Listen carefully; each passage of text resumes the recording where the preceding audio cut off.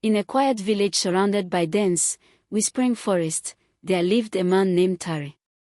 He was known for his wisdom and calm demeanor, a man who had earned the respect of his peers through years of honest labor and quiet generosity. But beneath the surface of his calm life, a storm was gathering. Tari had a daughter, Amina. She was the light of his life, a brilliant, curious child with laughter that filled the air like music. Ever since his wife died of fever 3 winters ago, Amina had been his anchor and joy. But their happiness was not untouched by the world. The crops had failed 2 seasons in a row. The village market had dried up. Debts Tari had never intended to keep began to loom over him. Whispers of repossession and disgrace echoed behind closed doors. In his desperation, Tari sought the help of someone he had vowed never to speak to again, an outcast mystic named Chief Azuka. Chief Azuka lived at the edge of the forest, where the trees grew too thick for sunlight to pierce. No one visited him without reason, and no one left without consequence. Tari approached with trembling hands, the weight of his pride heavy on his shoulders. "You seek wealth," Chief Azuka said, his voice like rustling leaves. "I seek survival," Tari replied, his eyes downcast. Chief Azuka studied him for a long moment, then gestured to a crude stool by the fire. "There is a way, but it demands a price, not of gold, but of blood." Tari's heart clenched. "Whose blood?" "The most precious to you," Chief Azuka answered.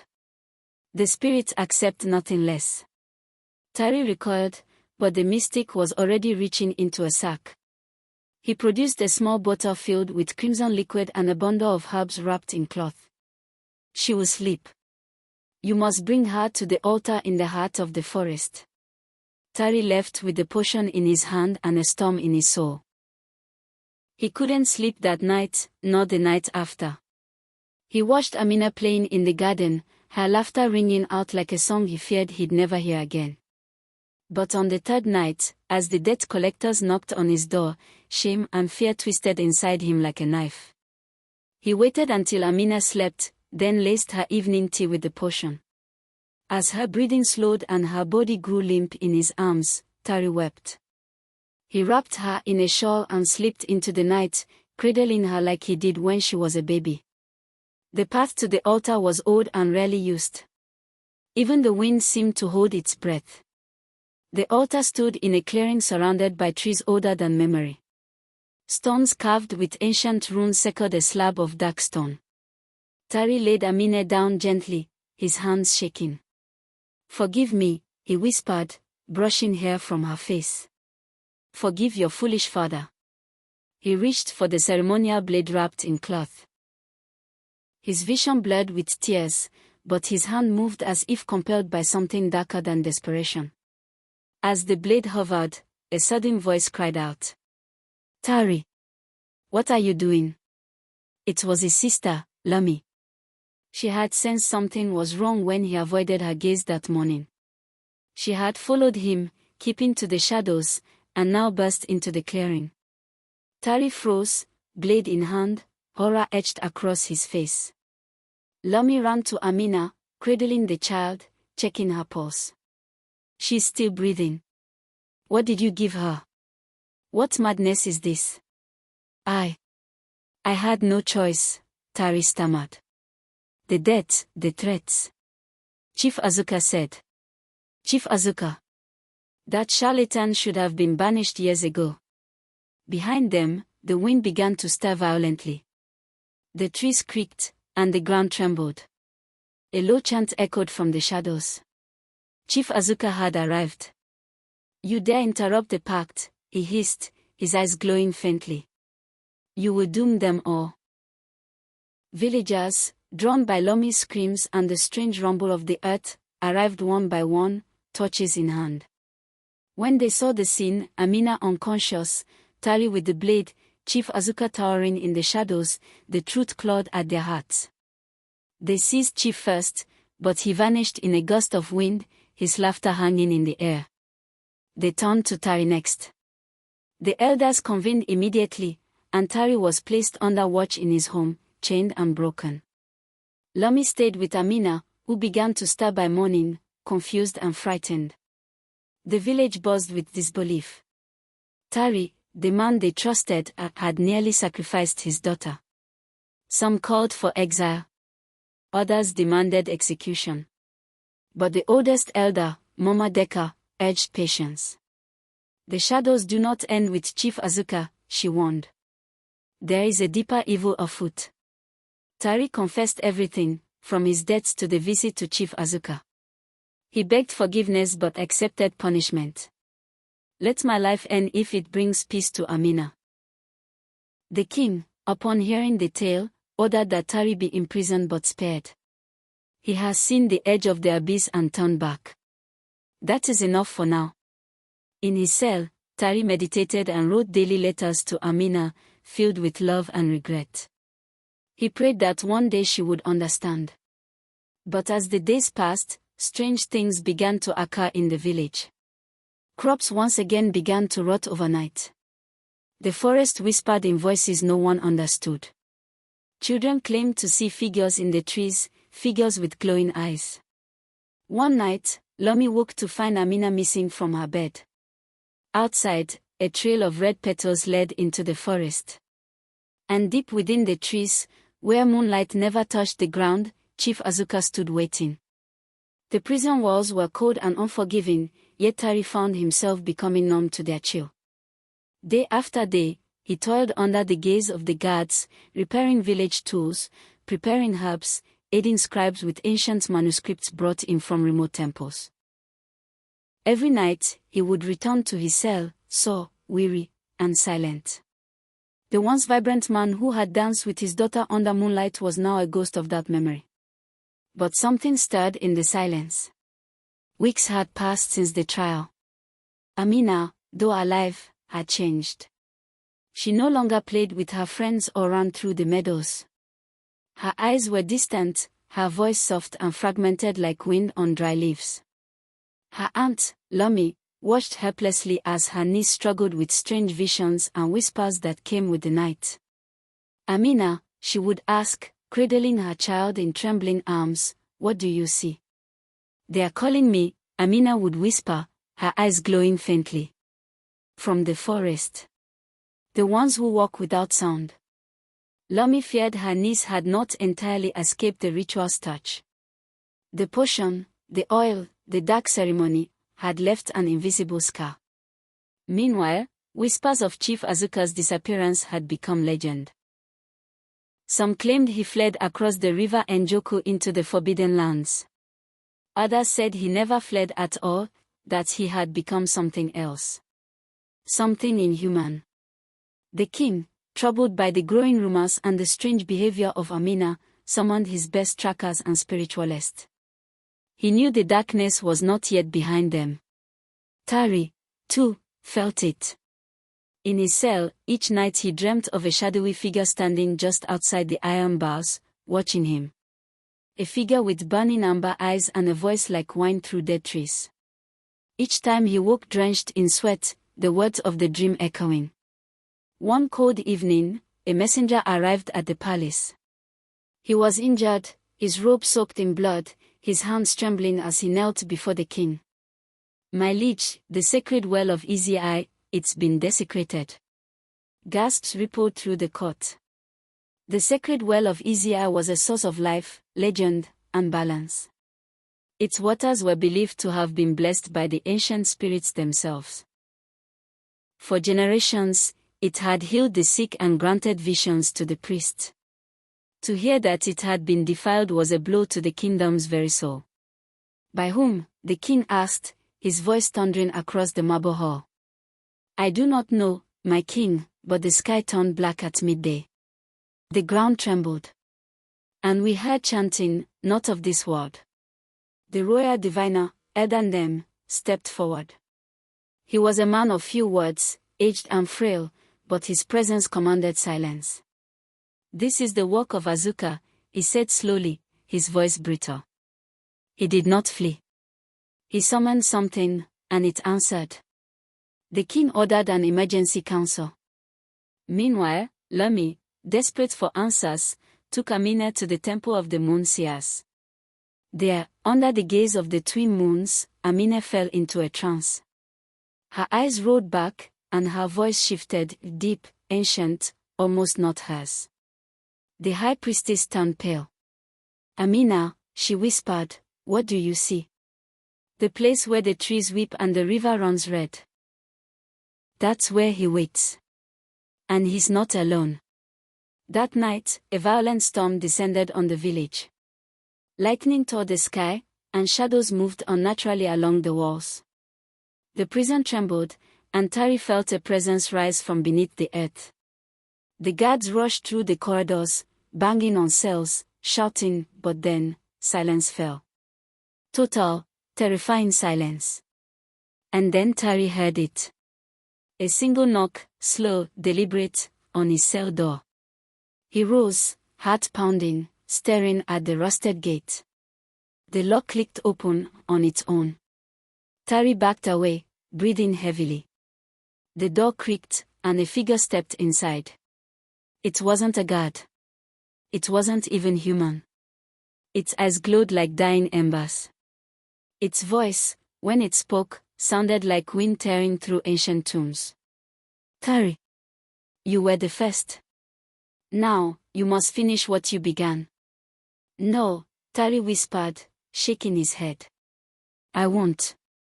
I've paid for my sins." The figure tilted its head. "But your daughter hasn't." With that, it vanished, leaving only the scent of burning earth behind. Tari collapsed to his knees, eyes wide with horror. The next morning, the prison was in ruins. Guards lay unconscious, some in comas. Tari's cell was empty.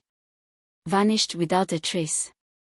In the village, Amina awoke with a scream, clutching her chest. "He's coming," she cried, and this time, he'll open the gate. As the villagers gathered in fear and confusion, a chilling wind swept across the land. The skies darkened. From the edge of the forest came a faint, haunting chant. Lomi held her daughter close, trembling. And far away, in a forgotten cave, a figure stood before a massive obsidian door carved with ancient runes. His hands bled. His eyes burned. "Tari." And as he raised his hands and began to chant, the door responded, its symbols glowing one by one.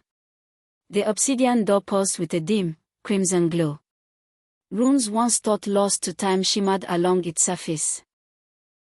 Tari stood before it, his body trembling, not from fear, but from the strange, ancient force rising within him. Behind him, the shadows of the cave twisted unnaturally. Whispers echoed in forgotten tongues, hollow voices speaking from beyond the veil. Tari blinked hard, clutching the talisman the creature had left him in his cell.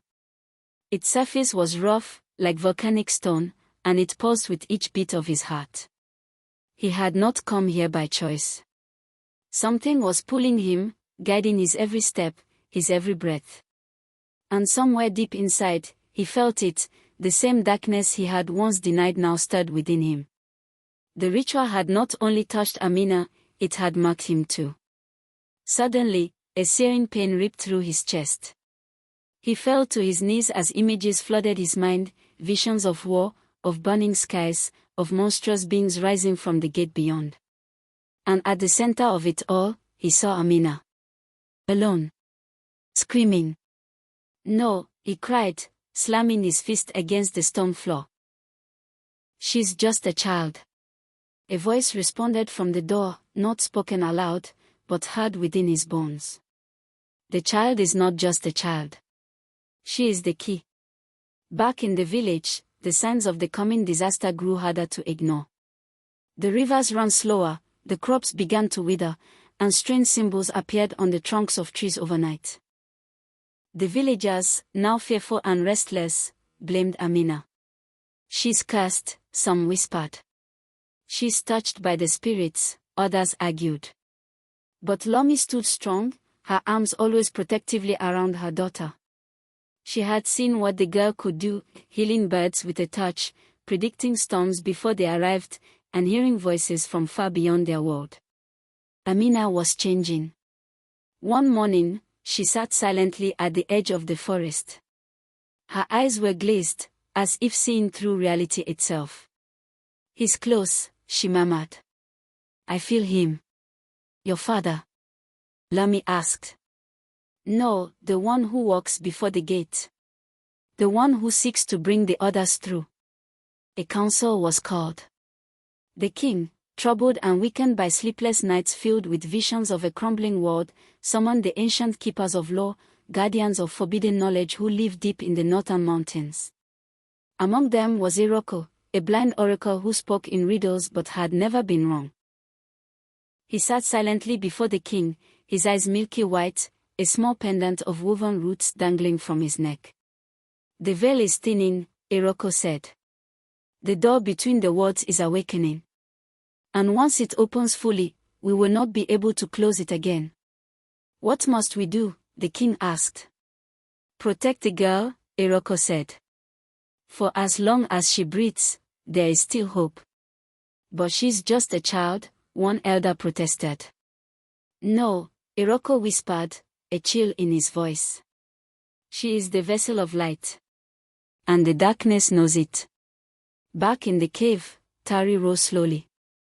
The symbols on the door were now glowing brighter, each one awakening as if responding to his presence. He turned away, determined to escape, but the tunnel behind him had vanished, replaced by endless black. "You cannot run," said the voice. "You opened the path. You are bound to its fate." Tari screamed in rage and pain. But then, a sudden calm washed over him. Amina. He saw her in his mind. Standing on a mountain, her arms raised, a ring of fire protecting her from shadowy forms. She was resisting. He placed his palm on the door. "Then if I cannot run, I'll destroy it." The ground shook violently. The door quivered. The shadows shrieked. The voice laughed. "You cannot destroy what is older than time." In the village, a sudden gale tore through the streets. The skies turned a sickly green. And from the western hills, a great horn sounded, a sound no one had heard in centuries. It was the horn of return, a sacred artifact buried in legend, said to sound only when the realms were merging. The villagers gathered in terror. The elders chanted. Warriors prepared. And in the sky, a tear began to form, a jagged rip in reality itself. From within it, shapes moved. Dark. Winged. Massive. Amina stared into the tears, unblinking. Her voice is steady. "They are almost here." Lami knelt beside her, gripping her daughter's hand. "We'll fight them." "No," Amina said. "We must seal them." "But how?" Lami cried. Amina looked toward the mountains. "The final vessel. It hasn't awakened yet." As the village descended into chaos, a new figure appeared at the gates, tall, cloaked in black feathers, eyes burning like coal. He bore a staff carved with runes, and the unmistakable aura of the otherworld.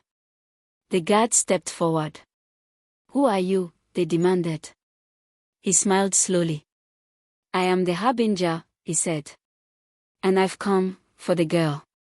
The village lay cloaked in an eerie silence, broken only by the distant rumble of thunder. The sky, once a canvas of azure, now churned with ominous clouds, casting long shadows over the land. Amina stood at the village's edge, her gaze fixed on the approaching figure.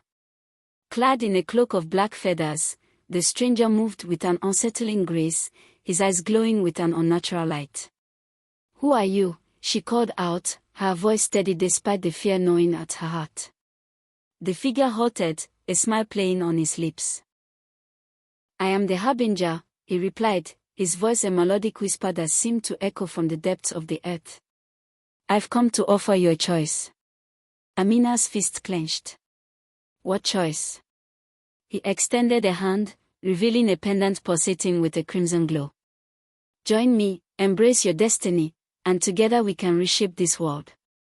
Or refuse, and watch as everything you love crumbles into dust." Behind her, the villagers gathered, their faces etched with fear and confusion. Lami stepped forward, placing a protective hand on her daughter's shoulder. "We stand together," she declared. "We will not be swayed by your empty promises." The harbinger's smile widened. "So be it." With a wave of his hand, the ground trembled, and from the shadows emerged creatures of nightmare, twisted forms with eyes that burned like embers. The villagers screamed, scattering in all directions. Amina closed her eyes, drawing upon the well of power within her. Light surged from her core, forming a protective barrier around the villagers. The creatures recoiled, hissing in pain. "You have strength," the harbinger mused. "But strength alone won't save you." He vanished into the shadows, leaving behind a trail of darkness that seeped into the land, corrupting everything it touched. In the days that followed, the village struggled to recover. Crops withered, animals grew restless, and an unshakable sense of dread hung in the air. Amina spent her days studying ancient texts, seeking knowledge to combat the growing threat. Lami rallied the villagers, organizing defenses and maintaining morale. One evening, as the sun dipped below the horizon, casting the sky in hues of orange and crimson, a stranger arrived. He was tall and lean, with eyes that held the weight of countless lifetimes. "I am Ilenda," he introduced himself. "A guardian of the old ways. I've come to aid you in your fight." Skepticism flickered in Amina's eyes. "Why now?" "Because the balance has been tipped," Ilenda explained. "The harbinger seeks to unleash an ancient evil, one that was sealed away eons ago. If he succeeds, all will be lost." He produced a map, detailing the location of sacred sites, places of power that, if awakened, could bolster their defenses. Amina nodded, determination hardening her features. "Then we have work to do." Their journey took them across treacherous terrains, through dense forests where whispers haunted the wind, across deserts where illusions tested their resolve, and over mountains that pierced the heavens. At each sacred site, Amina faced trials designed to test her spirit. She confronted visions of her deepest fears, relived painful memories, and grappled with the weight of her destiny. Through it all, Lami and Ilanda stood by her side, offering guidance and support. At the final site, a cavern bathed in ethereal light, Amina encountered a being of pure energy. "You have proven yourself worthy," it intoned. "But know this, power without wisdom leads to ruin. Remember who you are, and let your heart guide you." With that, the being bestowed upon her a fragment of ancient power, enhancing her abilities and solidifying her role as the world's protector. Returning to the village, they found it under siege. The harbinger stood at its center, darkness swirling around him. "You cannot stop me," he sneered. "This world will be reborn in shadow." Amina stepped forward, her presence radiating light. "Not while I still stand." Their battle was cataclysmic, shaking the very foundations of the earth. Light clashed with darkness, hope against despair. In the end, Amina channeled the combined strength of the sacred sites, unleashing a wave of energy that engulfed the harbinger, sealing him away once more. Peace returned to the land. The skies cleared, the earth healed, and life flourished anew. Amina, now revered as a guardian, continued her studies, ensuring that the knowledge of the past was preserved for future generations. Lami, ever the pillar of strength, led the village with compassion and wisdom.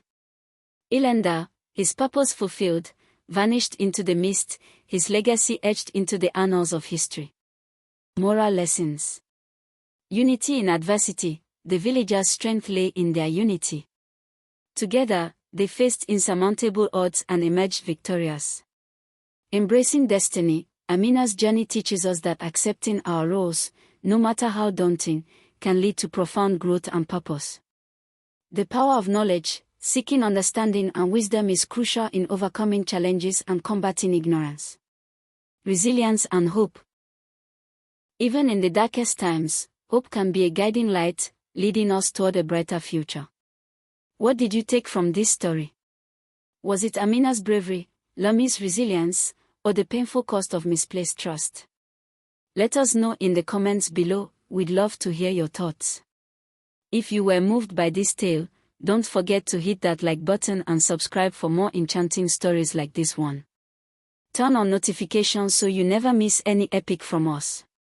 Until next time, stay curious, stay brave, and stay enchanted.